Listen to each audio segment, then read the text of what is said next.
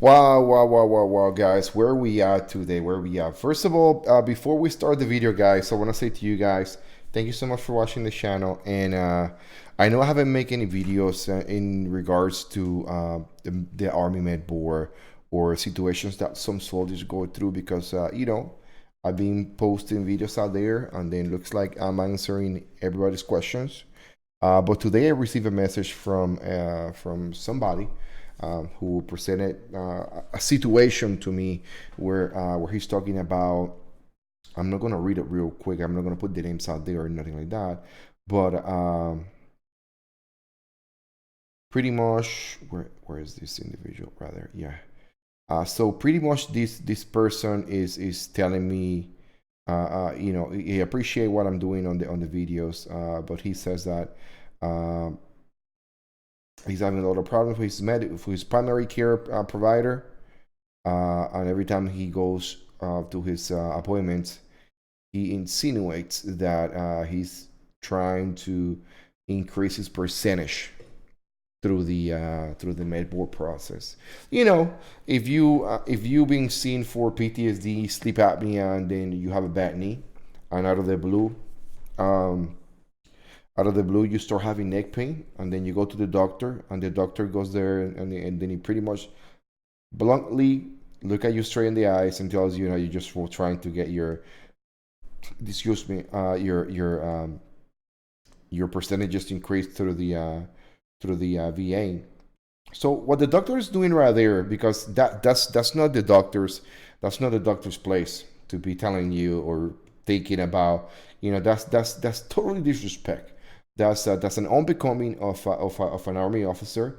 That's unbecoming of a non-commissioned officer. That's unbecoming of a civilian contractor, whatever the case may be, or a civil service individual. If your doctor is a civilian, he can still get prosecuted through the IG channels, and the Army regulations applies to those professionals. Okay, so have you? So anyway, let me get back to the point. So if you find yourself in that situation, one of the things, is very simple. I've been through that. The one thing that I did when I was in the same situation was that I brought my case to the attention of the commanding officer of that hospital. In my case, was in Joint Base Louis McCord in Washington State. So um, I cannot tell you, I cannot tell people, hey, this is what you have to do, and it's gonna work 100% all the time. But I can tell you the things that I have done on the past, and then I still gotta say, guys, you have to be on the right. You must be on the right. What I'm saying with this is, don't be going to a doctor saying that you have neck pain, and then, because some doctors can mistreat you, and on become of a doctor, and then get themselves into doing some medical malpractice. Um, I'm not gonna give you an example. When I was in North Carolina back in 2008, almost 2009. I think that December, January time frame, I went to a doctor and I told him, hey, I have three conditions that I want to report because, I'm feeling the toll of doing all this exercise and this field exercise and rock marches and X, Y, and Z. And then I told him, hey, my neck hurts, my back hurts, and my knees hurts. And he pretty much told me, hey, I can only treat one of them per visit. And then I was like, I have three situations. So I saw right there where he got very upset, very, very upset. And then he pretty much, the doctor recommended to me a medication. And then one of the things that he mentioned when he was writing the prescription was that these medications were painful to put into the body. And he gave me two. So I requested right there when he was talking to me that if there was any other medication that he can provide me, some pills or something. I don't want it to be injected, on that place. So he pretty much said, "There's nothing else I can do. This is my recommendation," and he sent me to the nurse. And the nurse went over there like, "Why the doctor's giving you this? Are you that bad?" And I'm like, "Yeah, this is how I feel." It's like, you should not be doing this. But then she like caught herself in the situation, and then she pretty much told me, "Do you really need this?" And then I was like, "I have to go," And then I left. And then what I did was I went talk to my first surgeon, and then I got back to the hospital with him, telling him the whole situation, telling him how this doctor pretty much mistreated me. Okay, and that's why we learned a couple of things. Not to let a physician mistreat you, and then when they mistreat you, they're committing a medical malpractice. Okay, in this scenario for this individual, he's going to the doctor, and the doctor is telling him, "You're lying." You know, you are lying. So unless the doctor can prove 100% if you are lying or not, he's not in the place. He doesn't have the authority. He doesn't have the right to pretty much tell you you are a liar. Because that's what they're doing. And that's punishable in many ways. Okay, because when you are in a situation where you need medical care, and the doctor and the doctor is not providing the medical care due to the fact that he believes or he thinks that you're lying, that you don't have the pain, that's called slander. And then I'm not gonna go too much out there. You see my page right here, the IG. Contact the IG, contact the IG in your installation. Contact the big IG on the core higher level, and then take it from there, guys. Because if you are in the process of a medical board or med board, and then these individuals are treating you wrong, because I think that they're treating you wrong by calling you a liar. That's slander. And then you have to take care of yourself. You have to take care of yourself. And I'm going to tell you more. Let me put this right here. And then I'm going to read out of the AR 20-1. Okay. This is number 7. I'm pretty sure this is number 7. Where we at? Chapter 7. 7-1. And then on 7-1, you're going to go all the way down to 2. No, it's not 2. You're going to go down to E. On E, it says right there, the Inspector General might suspend the IG access to IGNet and IGARS until the allegations is resolved. Okay? Then, parenthesis 2. Okay? Professional misconduct by an Army doctor. Period. Inspector General will refer allegations of malpractice against Army doctors to the Servicing Regional Medical Community IG or the U.S. Army Medical Command IG, and then close the case in IGARS. Okay, so this is a regulation for IG. Okay, this is a regulation for IG. This is a regulation to where you should be looking at when it comes to these kind of things. Okay, so and it tells you right here, pretty much. If I was in that situation, I will go to IG and I will tell them IG to follow the procedure. Okay, because it's one thing when you are an Army doctor or an Air Force doctor, and then you're being seen on your installation, and then some people carry a rep. They're badasses, and everybody oh, this is such and such guy, such and such major, lieutenant colonel, or commander. But when you tell IG, hey, you have to do your job. And this is the regulation behind it. I need you to submit this IG report if you are a subject of medical malpractice, okay?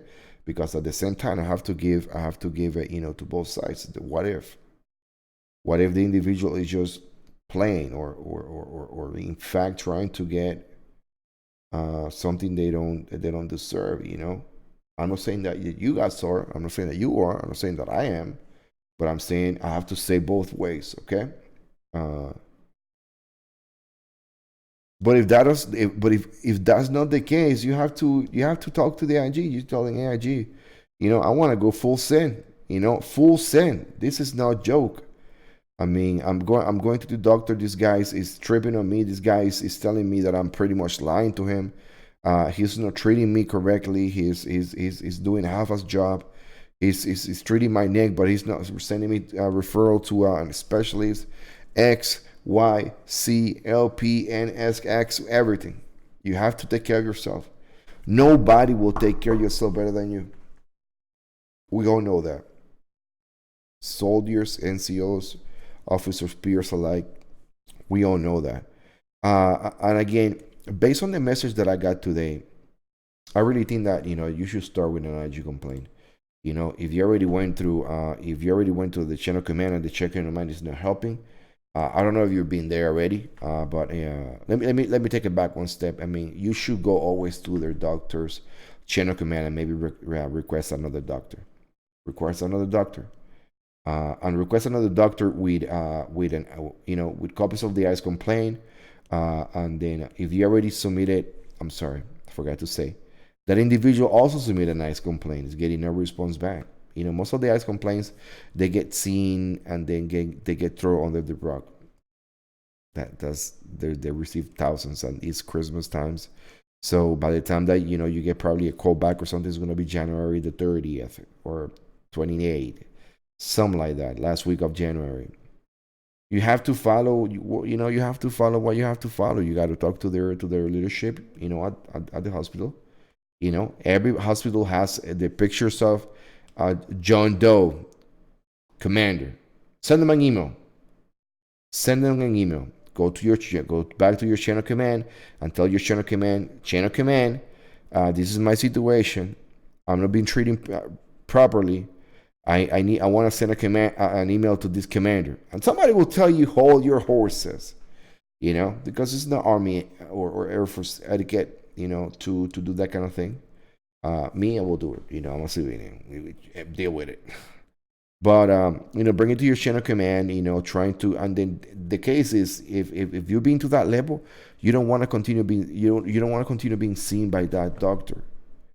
You need a new doctor. You need a doctor who's going to take care of your needs, of your medical needs. A doctor who's going to treat you seriously. A doctor who's going to take care of your medical situation. Okay, come on, army of one. I mean, remember when all the soldiers took care of each other. I remember when the officers, they look at soldiers, and they really took care of them. Now it's just a game, man. Is a real game. So what I have to say is, start with your IG complaints, X, Y, and Z. I mean, start with the chain of command, IG complaint, and then if it goes that crazy, go call Army Central. Submit an IG to another channel telling, hey, what's the highest, the Pentagon? Who I need to go next? Who's your boss? Okay? And then I'm gonna tell you something else. The VA, once you hit the VA system, it's gonna take you 1 year, one full year, for the VA to take a relook at your paperwork and you're gonna have to go home and then settle at home and in your new house, or maybe you're gonna stay where you are. But I mean, I'm giving you examples. You need to get a new job. You need to move X, Y, and Z. By the time you come in here, maybe the VA. The closest VA you got is in a different state. It could be a lot of things. That's why I'm telling you guys. And I implore you guys getting out of the military. You have to do the best of taking care of yourself while you're still serving. Because when you're out, you're out. Don't be a douchebag. Don't be a douchebag. Don't be that one guy that everybody's like, yeah, there we go, a douchebag. He's just going on 2 fucking appointments. I was at that level. I was at that level because I've been broke, man. Broke. And if you're in the same situation, if you're that broke, hey, sometimes you got to be like, you got to take care of yourself. You got to take care of your family. You got to take care of your brothers, your sister, whatever you got. And if you don't have no family, nobody, no sister, you got me. You got other people. You got a friend. I'm sure, Anyway, guys, I think that hopefully I answered that question with the little video. I just want to clarify one thing before I close with this video, is that the individual who sent me the video, the message, seems that he's already done with the situation. It looks like he's already took care of the situation, and then he knows where he's going. He knows what he needs to do next. But I'm saying for the rest of you guys that are maybe going through the same thing, maybe going through a loss, or maybe going through a situation where the military is truly fucking you in the ass, man. Because I mean, fucking happened. Um, and it's sad, man. It's fucking sad, but man, it fucking happens. So hopefully for you guys can relate to this little video, and then if you like what I have to say, please like the video, subscribe, leave some comments in the description below. If you don't want nobody to see your comments to me, go to my about page. You can message me through Instagram, Facebook, or you can also send donations. It'd be nice. But anyway, guys, you guys are amazing. Don't forget, stay healthy, okay, and be safe. And Merry Christmas, Happy New Year's, and I will see you probably in 2020. Well, I will see you, of course, in 2020, but I probably see you before the end of 2020, because there's some more videos coming up. Yep, that's it. Have a good day.